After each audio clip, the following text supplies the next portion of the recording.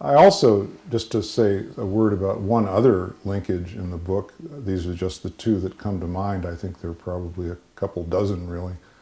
But one other linkage in the book is that, as you know, I argue in that book against a kind of objectivist way of knowing, which, if you chart it out, as I do somewhere in The Courage to Teach, looks like one of those organizational power pyramids. Here's the object of knowledge up here, and then knowledge of that object is delivered into the hands of experts whose task is then to deliver what they know, second generation knowing, into the hands of the unwashed, the laity, the students, the people at the bottom of the food chain.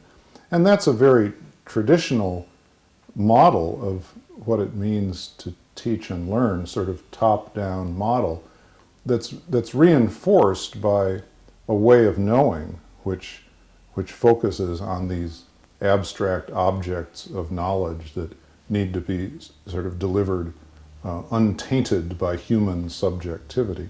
So I argue against that on a number of grounds. I always like to say that objectivism is both morally deforming and untrue, but other than that I have no problems with it. But I think that there's a direct parallel there between a mode of the shape of an organization, which in its hierarchical form keeps people in that kind of rigid division of labor, keeps them separated from each other, keeps them really in judgmental relationships to one another, which again shuts down the workplace. Lots of inequalities, lots of perceived differences and dysfunctional differences. Good teaching and learning, and I think good organizational life, looks a lot less like a pyramid than like a circle.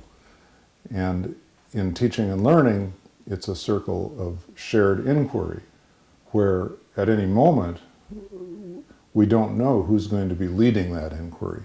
There may be a student in the room who sees more clearly into the thing we're trying to understand than the teacher does. Or there may be a group of people who can pool their knowledge together and take all of us deeper into the mystery of whatever we're trying to understand. But that's a communal effort. And I think a very parallel case can be made in the workplace, where these communal efforts to engage in problem solving, in resource sharing, in the identification of questions that no one has yet even thought of, that are the next generation questions in a rapidly moving business environment, for example.